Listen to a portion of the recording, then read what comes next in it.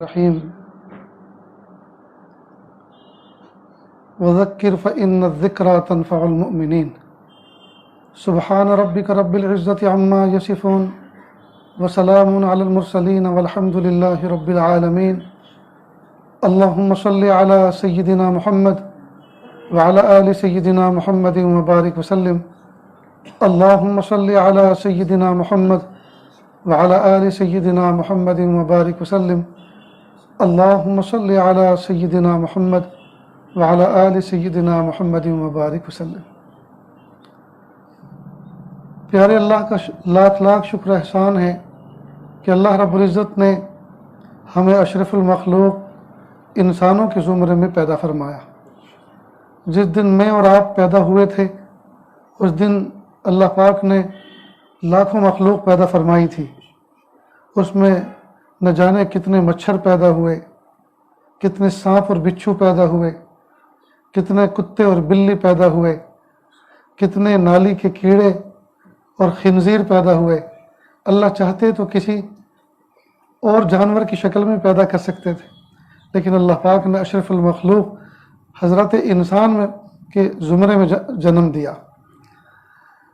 نیز جس وقت اور جس دن میں اور آپ پیدا ہوئے اسی دن، اسی لمحے، اسی گھڑی لندن میں اور امریکہ میں، آسٹریلیا میں اور افریقہ میں اور ایشیا میں نہ جانے انسانوں کے گھر میں کتنے بچے پیدا ہوئے۔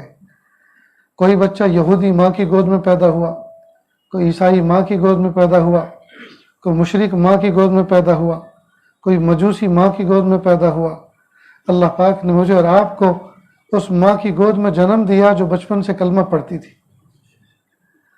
جو یہود و نصارہ کی ماؤں کی گود میں پیدا ہوئے ان بچوں نے اللہ کا کچھ بگاڑا نہیں تھا، اور میں نے اور آپ نے اللہ کا کچھ سنوارا نہیں تھا کہ ہمیں مومن ماں کی گود ملی، ان کو کافر و مشرک ماں کی گود ملی۔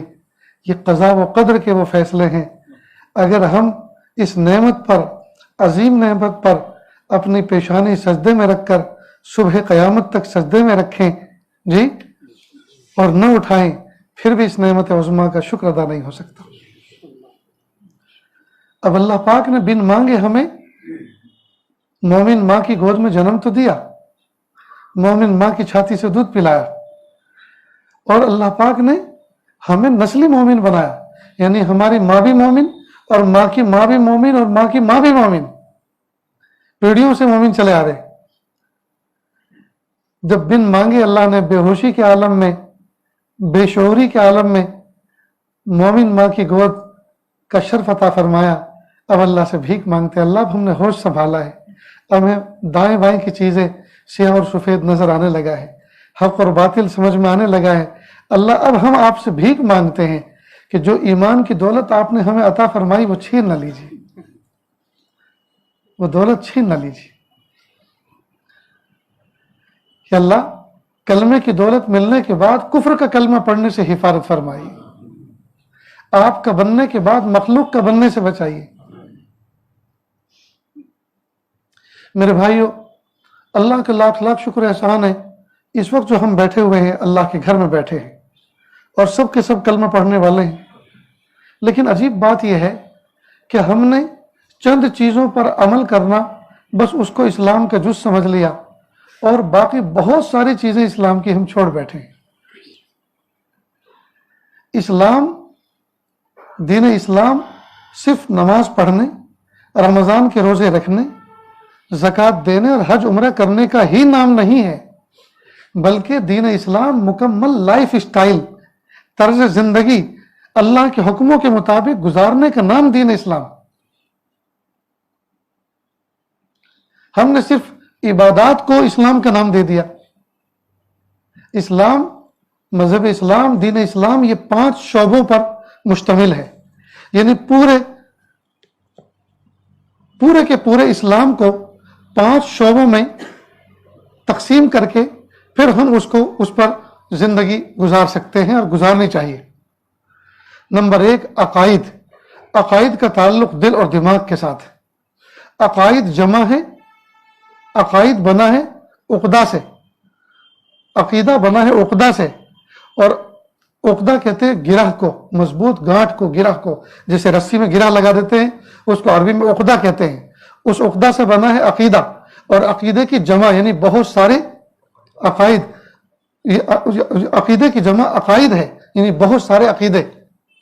ठीक, अब ये जो अकीदा है, ये इसका ताल्लुक असल दिल और दिमाग के साथ है, यानी दिल और दिमाग के साथ इस बात पर यकीन करना कि जो मेरे रब ने कहा है और जो प्यारे रसूल सल्लल्लाहु अलैहि वसल्लम ने हुक्म दिया है वही हक है, वही सच है, इसके अलावा कुछ नहीं है। हक और सच पे एक बात याद आई, ख्वाजा मोइनुद्दीन चिश्ती अजमेरी रहमतुल्लाह अलैह जिस जमाने के अंदर अजमेर में तशरीफ लाए, उस जमाने के अंदर कुफ्र और शिरक का दौर दौरा था, जोगियों का दौर दौरा था, और वो लोगों को शौबदा और हाथ चालाकियां लोगों को दिखाकर अपना गिरविदा बनाते थे। पता चला ख्वाजा मोइनुद्दीन चिश्ती अजमेरी रहमतुल्लाह अलैह को कि किसी इलाके में कोई जोगी आया हुआ है और वो लोगों को चमत्कार दिखा रहा है और लोगों की तालियां और दाद वसूल कर रहा है। तो हजरत भी अपने खादिम के साथ पहुंच गए। तो जिस वक्त पहुंचे तो उस वक्त वो आसमान में उड़ने का करतब दिखा रहा था, फ्लाइंग कर रहा था। वो लकड़ी का जमाना था, लकड़ी की चप्पल जो जिसको खड़ाऊं कहते हैं उर्दू जुबान में, खड़ाऊं पहना करते थे।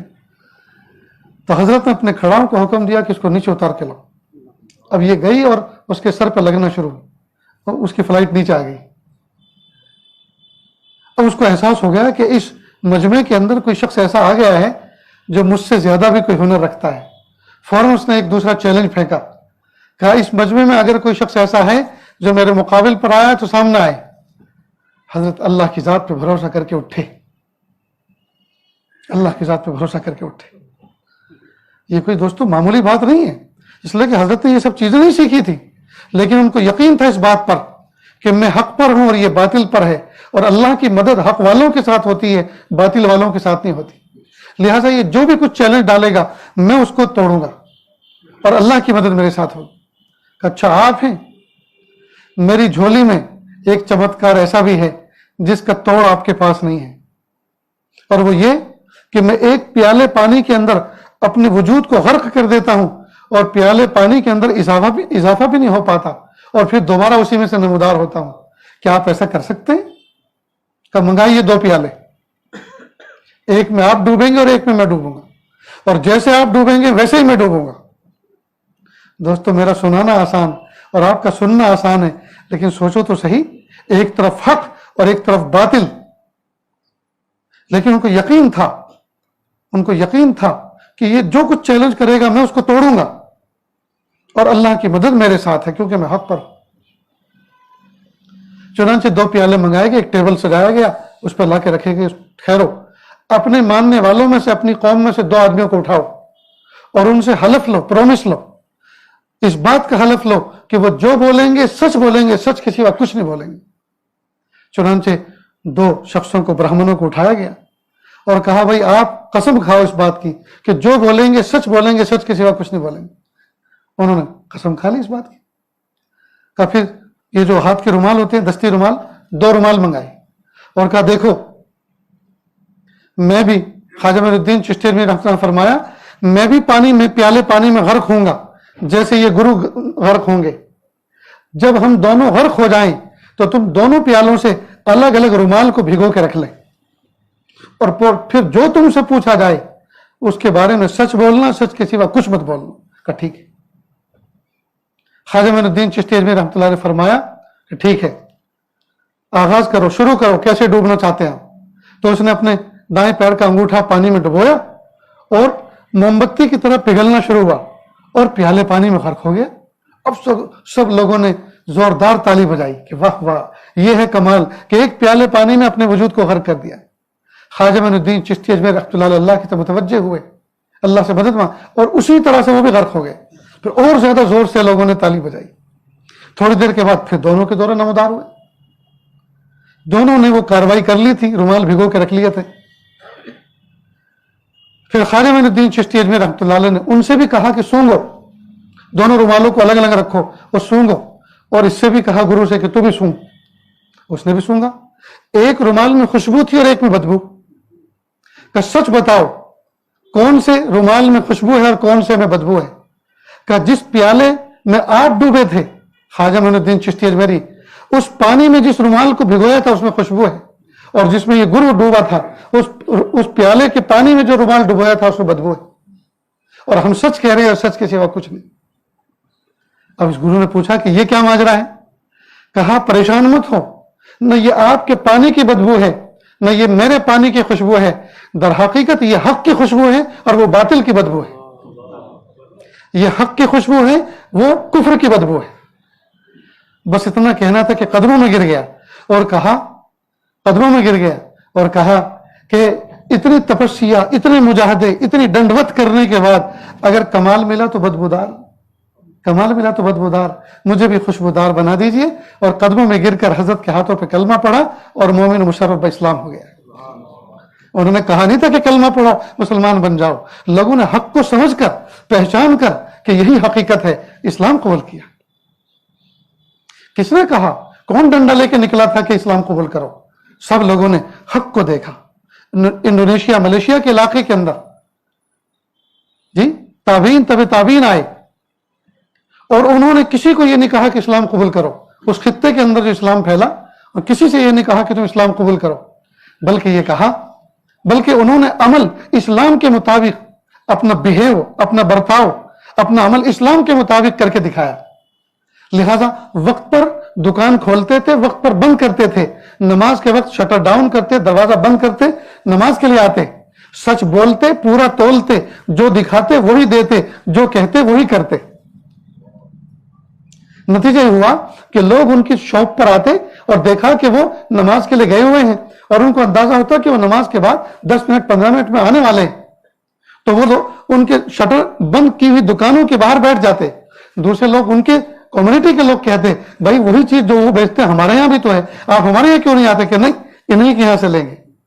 چنانچہ ایک بے چینی کی کیفیت ہوئی بازار میں کہ یہ پردیسی لوگ آئے، یہ مسلمان آئے، اور یہ لوگ پتہ نہیں کیا جادو کیے ہوئے ہیں کہ لوگ کسٹمر انہی کے پاس آتے ہیں، ہمارے پاس نہیں آتے۔ چنانچہ حکومت وقت کو خبر پہنچائی کہ ان کو ڈپورٹ کرو، یہاں سے نکالو، ورنہ یہ ملک کی ساری مارکیٹ کا بھٹا بٹھا دیں گے۔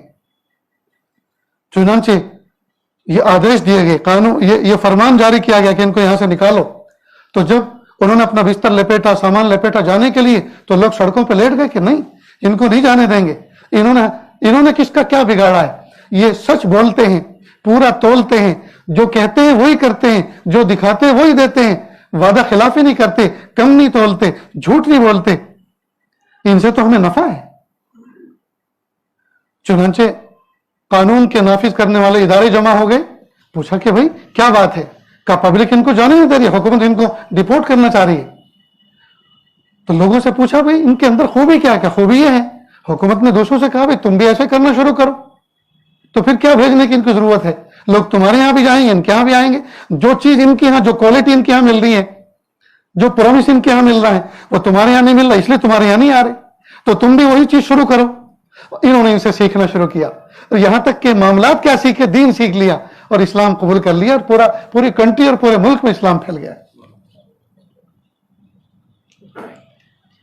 یورپ کا ایک انگریز گورا بغداد پہنچا۔ اس زمانے میں بغداد، اس زمانے کا بغداد جب وہاں اسلام کا سکہ چلتا تھا، اسلام اوڑھا جاتا تھا، اسلام بچھایا جاتا تھا، اسلام زندگیوں میں تھا۔ اس نے دیکھا کہ میں دیکھوں مسلمان کیسے ہوتے ہیں، اسلام کیسا ہوتا ہے، اور اسلام ان کو کیا سکھاتا ہے۔ گھومتا رہا، وزٹ کرتا رہا، لوگوں کو غور سے دیکھتا رہا، ان کے انداز، چلنے پھرنے کے، اٹھنے بیٹھنے کے، گفتگو کرنے کے، لین دین کے، سب دیکھتا رہا۔ اس کو شیونگ مشین کی ضرورت پیش آئی۔ اس زمانے میں اس طرح جو بھی ہوتا ہوگا، لینگویج کا، زبان کا پرابلم تھا۔ ایک دکان پر گیا کہ یہ چیز، اس نے سیمپل دکھائی، یہ چیز آپ کے یہاں ہے؟ کہا ہے۔ کہا دکھائیے۔ تو اس نے نمونہ دکھایا، کہ اس کو پسند آیا، کہ پرائز، قیمت، اس نے قیمت بتائی، قیمت بھی اس کو مناسب لگی، چیز بھی پسند آئی، کہ ایک پیس دے دو۔ اس نے کہا سوری، عفواً، سامنے والی دکان پر سیم کمپنی کی سیم پرائس میں وہاں سے جا کے لے لو۔ یہ وہاں گیا اور کہا کہ یہ چیز ہے، کہا ہے، کہ دکھاؤ. وہی چیز جو پہلی دکان پر تھی. کا قیمت، پرائس وہی قیمت جو پہلی دکان پہ تھی. کہ ایک پیس دے دو. اس نے دے دیا، اس نے پیسے دے دیے. یہ لے کر واپس پہلے والی دکان پر آیا کہ میں جب آپ کے پاس آیا اور یہ چیز میں نے آپ سے مانگی، آپ نے مجھے دکھائی، تو آپ نے مجھے بیچا کیوں نہیں؟ مجھے وہاں کیوں بھیجا؟ کہ آپ کے پاس اسٹاک میں دوسرا پیس نہیں ہے؟ کہ نہیں ہے، میرے گوڈاؤن میں بھرا پڑا ہے. تو پھر آپ نے کیوں نہیں بیچا مجھے؟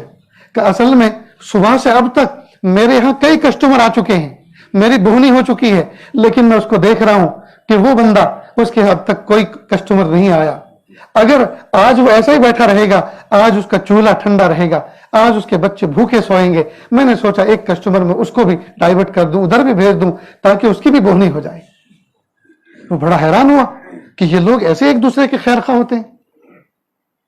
جی یہ ایسے خیر خواہ ہوتے ہیں، ان کا کمپٹیشن نہیں ہے، یہ اشارے کر کے آپس میں دوسرے گاہک کو بلاتے نہیں ہیں. یہ ایسے خیر خواہ ہیں، اپنے کسٹمر کو، اپنے حصے کے آدمی کو دوسرے کو دے دیتے ہیں. وہ بڑا متاثر ہوا، بہت امپریس ہوا. اللہ کی شان. وہ چلتا رہا، گھومتا رہا. اسے بھوک لگی. وہ اس زمانے کے ہوٹل میں گیا. اب جو بھی انداز رہا ہوگا کھلانے کا، دسترخوان بچھا کر، یہ جو بھی، خیر ہو، اس نے آرڈر دیا اور بیٹھ گیا. اس کی ڈش آئی، کھانا شروع کیا. اس کے سامنے ایک نوجوان بچہ کھا رہا تھا پہلے سے. تو جب اس نے کھانا شروع کیا تو وہ اس کو دیکھتا، اور جب اس کی نظر اوپر اٹھتی تو یہ اپنی نظر نیچی کر لیتا. وہ نوجوان اپنی نظر نیچی کر لیتا. خیر وہ پہلے سے کھا رہا تھا، کھا کے فارغ ہو کر چلا گیا. جب یہ کھا کر ہاتھ دھو کر کاؤنٹر پر گیا اپنا بل پے کرنے کے لیے، تو کاؤنٹر والے نے کہا سوری، آپ کا بل پے آف ہو چکا ہے، آپ کا بل کسی نے پے کر دیا ہے. کہ کس نے پے کیا؟ کہ وہی نوجوان جو آپ کے سامنے بیٹھا تھا اس نے کیا. کہ وہ میرا کیا لگتا ہے؟ کہ وہ آپ کا لگتا تو کچھ بھی نہیں، لیکن اس نے مجھ سے آ کر ایک بات کہی کہ یہ آدمی اس ملک کا معلوم نہیں ہوتا، یہ گیسٹ ہے، یہ مہمان ہے، اور مہمان کی اسلام میں مہمانداری کرنا فضیلت رکھتا ہے. لہذا اس آدمی کی مہمانداری میرے ذمے ہے. چونکہ میں آج خود ہوٹل میں کھا رہا ہوں، گھر پہ نہیں ہوں، لہٰذا میں کہاں اس کی مہمان نوازی کروں. یہی ہوٹل میں مہمان نوازی کرتا ہوں، میری طرف سے اس کی دعوت ہے. اس کا بل کتنا ہے میں پے کر کے جاتا ہوں، اس سے پیسے مت لینا. وہ بڑا متاثر ہوا. کہا وہ کدھر کو گیا؟ میں اس کو تھینک یو اور شکریہ کہنا چاہتا ہوں. کہ نہیں وہ چلا گیا، مجھے بھی پتا نہیں وہ کدھر گیا. وہ قیامت کے دن اس کا بدلہ اپنے اللہ سے لے لے گا. وہ قیامت کے دن اس کا بدلہ اپنے اللہ سے لے لے گا. تو اس نے کہا اگر اسلام یہ سکھاتا ہے اور مسلمان ایسے ہوتے ہیں جیسا کہ میں دیکھ رہا ہوں، تو پلیز مجھے بتائیے اسلام کیسے ایکسیپٹ کیا جاتا ہے، اسلام کیسے قبول کیا جاتا ہے. میں اسلام قبول کرنا چاہتا ہوں. کھڑے کھڑے وہی کاؤنٹر والے کے ہاتھ پر اس نے اسلام قبول کر لیا. میرے بھائیوں، ایک دور وہ تھا کہ میرے اور آپ کے چہروں کو دیکھ کر لوگ اسلام قبول کرتے تھے، میرے اور آپ کے بہیو کو دیکھ کر اسلام قبول کرتے تھے، میری اور آپ کے چال چلن کو اور اخلاق کو دیکھ کر اسلام قبول کرتے تھے. لیکن ہائے افسوس، آج ہمیں لوگ دیکھ کر وحشت محسوس کرتے ہیں. ہمیں دیکھ کر وحشت محسوس کرتے ہیں. ہمارے اندر کتنا بگاڑ آ گیا ہے. ان کے ظاہر کیسے تھے اور باطن کیسے تھے، ان کے اخلاق کیسے تھے اور ان کا بہیو کیسا تھا. یہ تو عوام کی بات ہے. بڑے کیسے تھے؟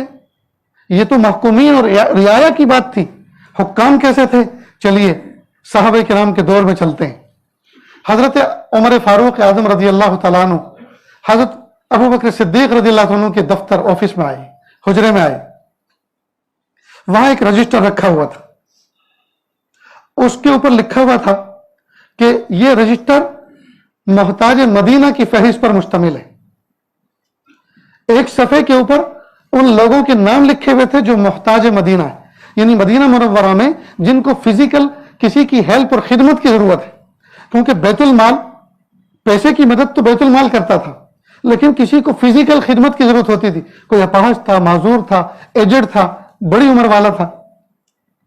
تو دوسرے صفحے پر انہی ناموں کے سامنے ان رضاکاروں کے نام لکھے تھے جنہوں نے اپنے آپ کو اپنی خدمت کے لیے پیش کر رکھا تھا.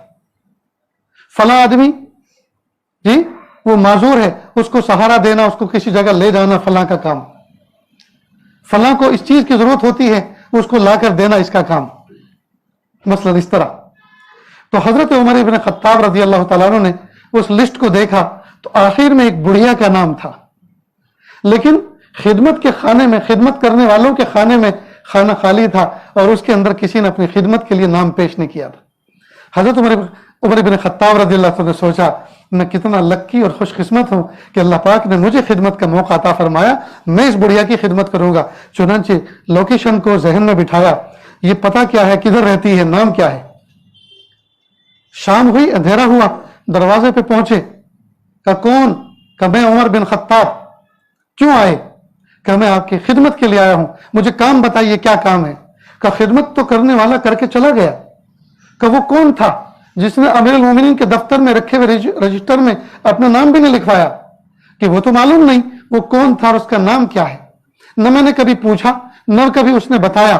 ہاں البتہ وہ جب آتا ہے، دستک دیتا ہے، سلام کرتا ہے، کہتا ہے اماں پردہ کر لو، ایک کونے میں بیٹھ جاؤ، اور وہ آ کر میرے آنگن میں جھاڑو لگاتا ہے، وہ کچھ لکڑیاں چن کر میرے چولہے کے پاس، تنور کے پاس جمع کر دیتا ہے اور میرے خالی برتنوں میں مشکیزے سے پانی لا کے ڈال دیتا ہے، اور جب جاتا ہے کہتا ہے اماں السلام علیکم، پردہ ختم، میں جا رہا ہوں، کنڈی لگا لو، دروازہ بند کر لو۔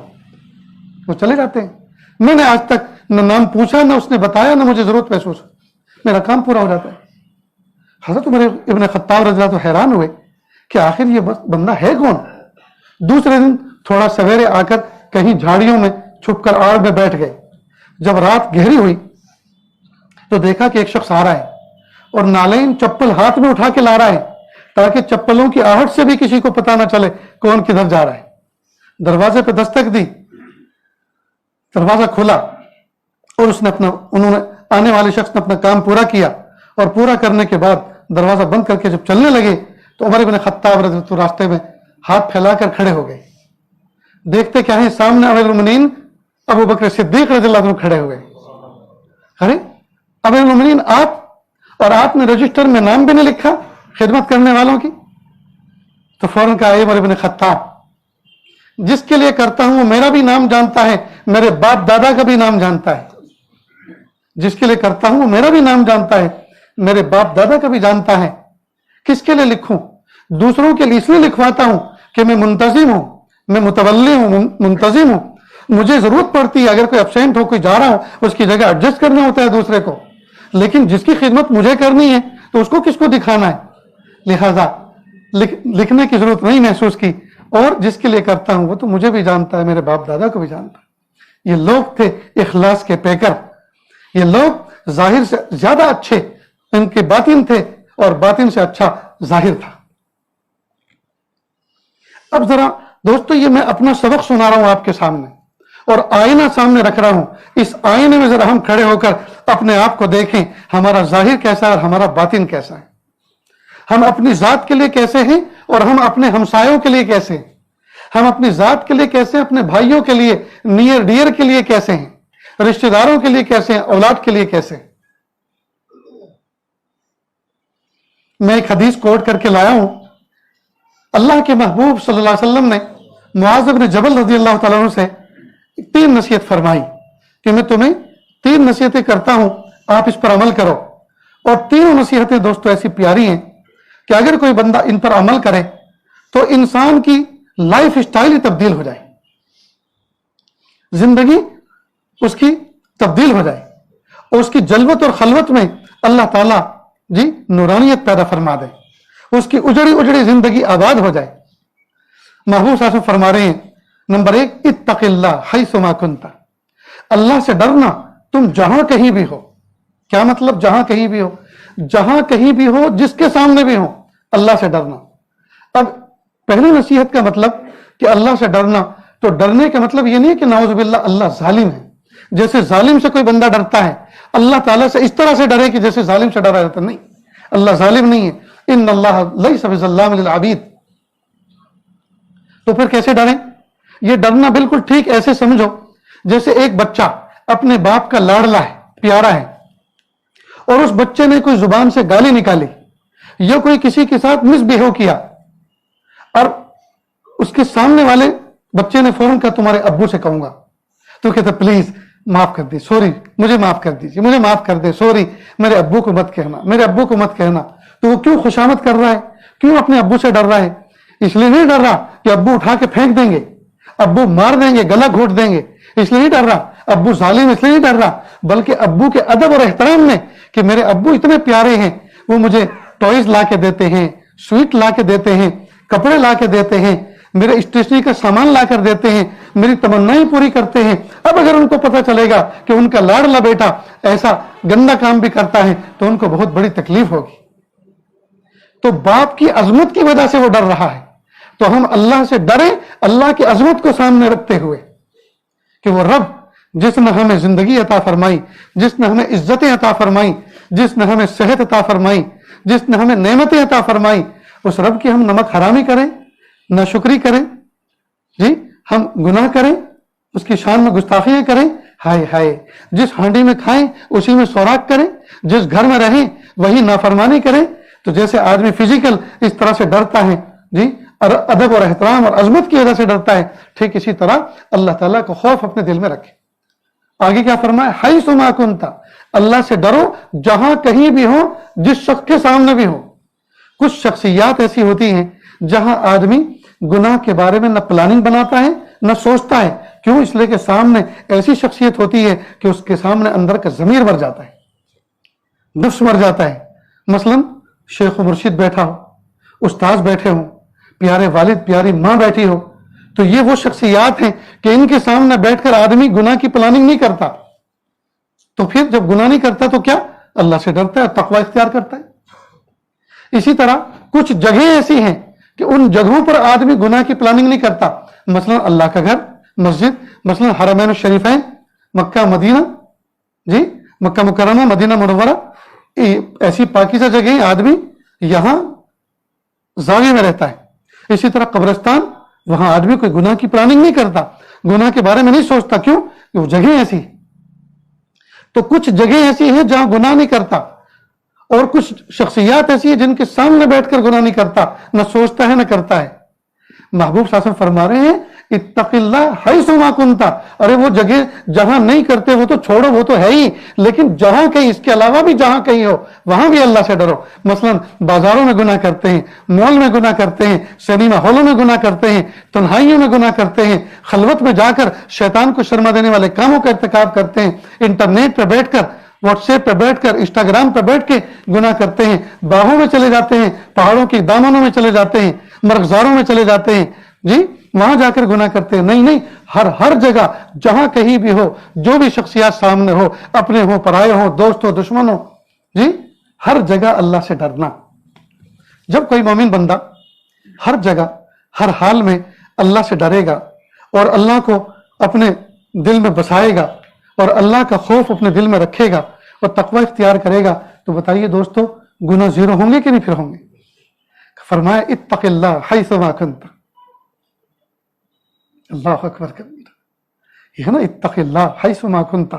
इसको लिख के दोस्तों, समझ तो गए ना मफ़हूम इसका?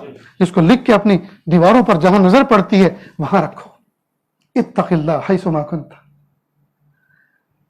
एक जगह कुरान पाक में अल्लाह फरमाना, अलम यालम बिअन्नल्लाह यरा, क्या वो जानता नहीं है, क्या ये बंदा जानता नहीं है कि अल्लाह उसको देख रहा है?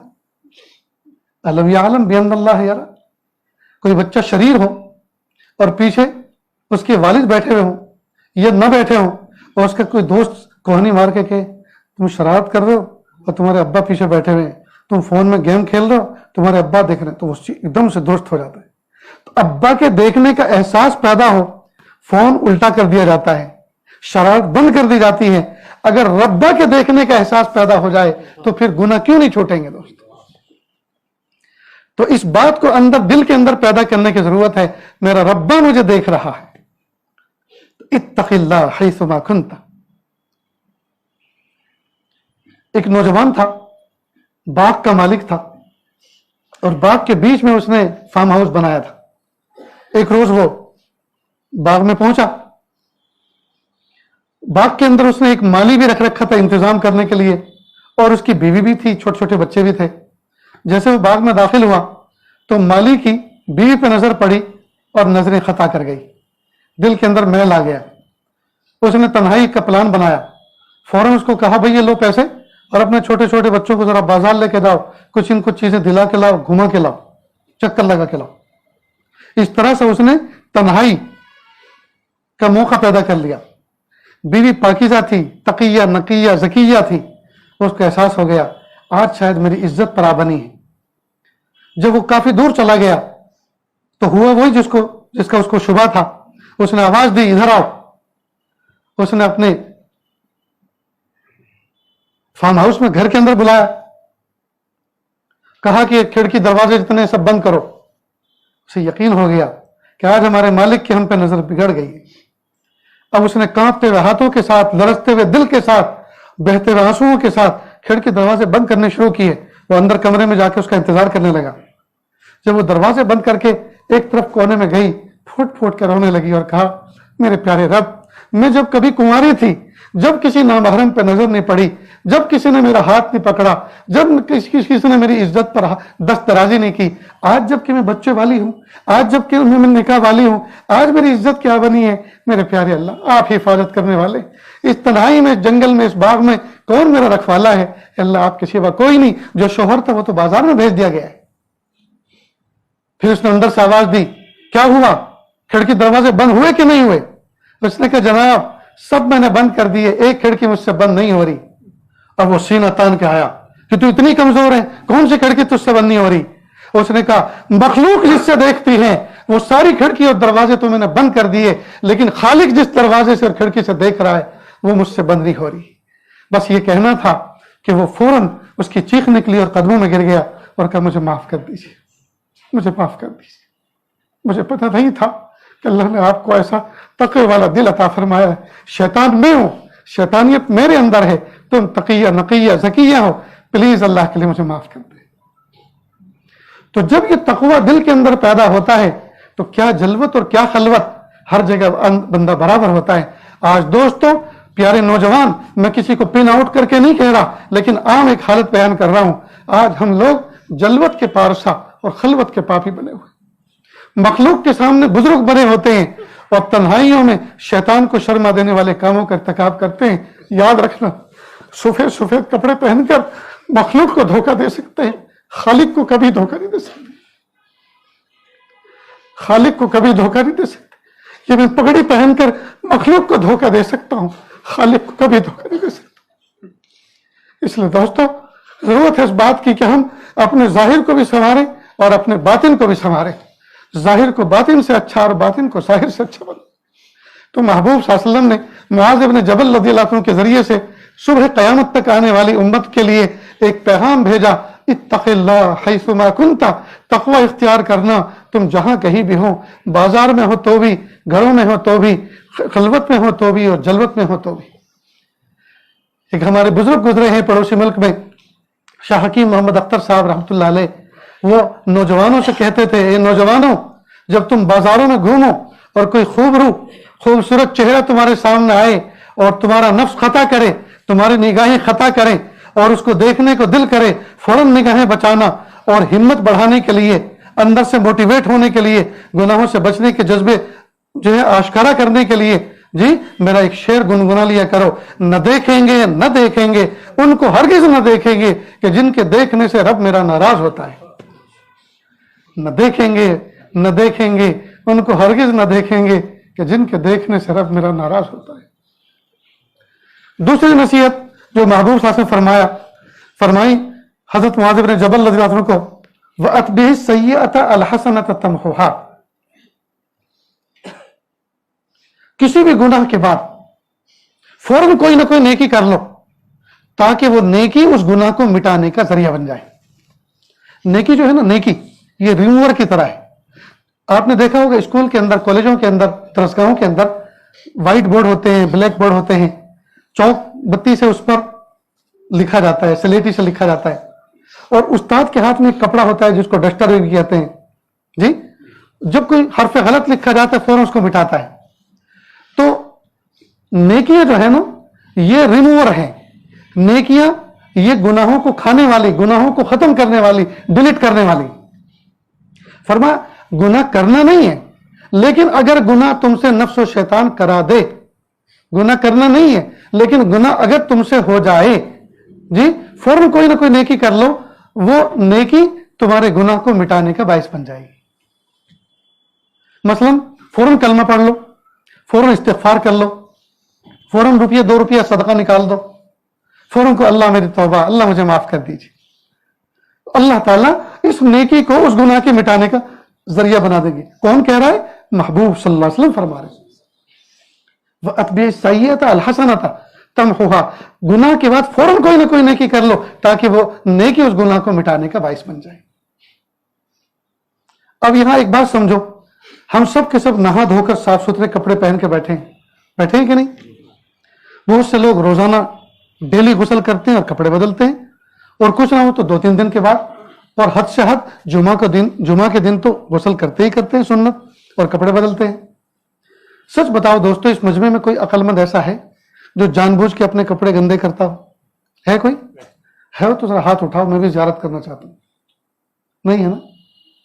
तो कपड़े मैले नहीं करते ना, लेकिन हो जाते हैं कि नहीं? क्यों हो जाते हैं? अब इसका कोई जवाब नहीं। भाई इतना एहतियात से चलते हैं, इतना एहतियात से रहते हैं, बैठते हैं, कुर्सी हो तो उसको झाड़ते हैं और दामन उठा के बैठते हैं, लेकिन फिर भी मैले होते हैं। मालूम है कपड़े मैले किया नहीं करते, कपड़े मैले हो जाया करते हैं। और जब मैले हो जाया करते हैं तो मायूस हुआ नहीं करते, बल्कि वॉशिंग मशीन में धो लिया करते हैं। ठीक इसी तरह गुनाह किया नहीं करते, नफ्स और शैतान करा दिया करता है। और जब गुनाह किया नहीं करते हो जाते हैं तो फिर मायूस हुआ नहीं करते, बल्कि तौबा कर लिया करते हैं।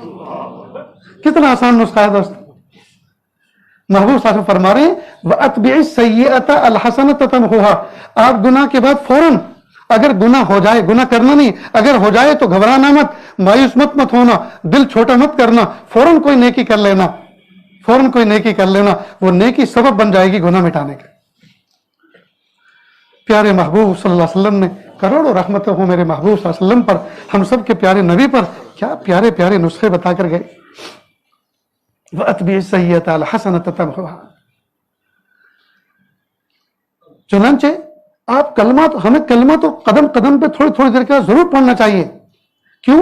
इसलिए कि कलमा ऐसी दौलत है कि कुफ्र जैसा गुनाह उससे मिट जाता है। भाई कोई काफिर और मुशरिक कलमा पढ़े सच्चे दिल से तो मोमिन हो जाता है कि नहीं हो जाता? तो जब कलमा पढ़ने से कुफ्र जैसा गुनाह मिट जाता है, तो ये आम गुनाह जो रूटीन के होते हैं वो तो कोई कुफ्र जैसे नहीं होते, तो वो कलमा पढ़ने पे क्यों नहीं धुलेंगे, क्यों नहीं साफ होंगे? लिहाजा कलमे की अहमियत को समझें, फौरन ला इलाहा इल्लल्लाह मुहम्मदुर रसूलुल्लाह सल्लल्लाहु अलैहि वसल्लम, फौरन इसका विर्द किया करेंगे ना इंशाअल्लाह। तो 2 बात हो गई, एक तो फरमाया इत्तक़िल्लाह हैसुमा कुन्ता, तक़वा इख्तियार करें जहां कहीं भी हो। दूसरा क्या फरमाया?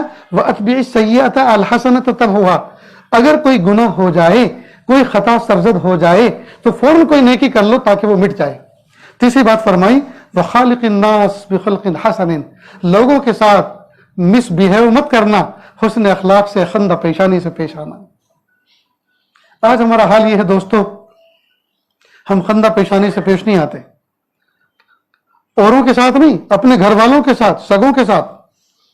घर में आएंगे तो कमांडर बनकर, बीवी अलग सहम जाती है, बच्चे अलग डर जाते हैं, वो खेल रहे हो, बात कर रहे हो तो चुप हो जाते हैं, घर में गोया दफा 144 लग जाती है, सन्नाटा, कर्फ्यू। क्यों? इसलिए कि कमांडर साहब आ गए। अब बच्चे दुआ करते हैं, ये अब्बा मस्जिद में जाएं तो अच्छा है। खैर वो मस्जिद में चले जाते हैं और फिर दुआ करते अल्लाह कोई जमात तो नकद 40 दिन लेके जाए तो अच्छा है। बताइए ये कोई बाप है? ये बाप है, ये कोई जालिम है? बाप तो ऐसा होना चाहिए कि सारे के सारे शिकवे गिले, सारे के सारे प्रॉब्लम और स्ट्रेस, जितने भी जो है, जितने भी प्रेशर हैं, वो सारे के सारे घर की दहलीज के बाहर छोड़कर जाए, घर में जाए खंदा पेशानी के साथ। अल्लाह के महबूब सल्लल्लाहु अलैहि वसल्लम जी, मेरे आका सल्लल्लाहु अलैहि वसल्लम ने हमें यह तरीका भी सिखाया कि महबूब जब घर में आते थे मुस्कुराते हुए चेहरे के साथ। मां खदीजतुल कुबरा रज़ियल्लाहु अन्हा के घर में एक मर्तबा दाखिल हुए तो दावत का काम चल रहा था, मुशरिकीन को समझाया जा रहा था, बुत परस्तों को समझाया जा रहा था, किसी ने मिसबिहेव कर दिया था, हसास दिल पर महबूब के चोट लगी थी। घर में आए तो सदमे के साथ, गम के साथ जैसे आए तो मां खदीजतुल कुबरा रज़ियल्लाहु अन्हा फौरन कहा, अरे अरे मेरे महबूब, आज आप कैसे एंट्री घर में ले रहे हो? तो आप सर को फौरन एहसास हुआ, फौरन यू टर्न लिया और आज की जुबान में कहेंगे वो सॉरी, बाहर आए और फिर घूमे, अस्सलामु अलैकुम व रहमतुल्लाहि व बरकातहू। कहा अब हुई ना कोई बात, اب मुस्कुराते हुए आप घर में आए, अब वही कोई बात है।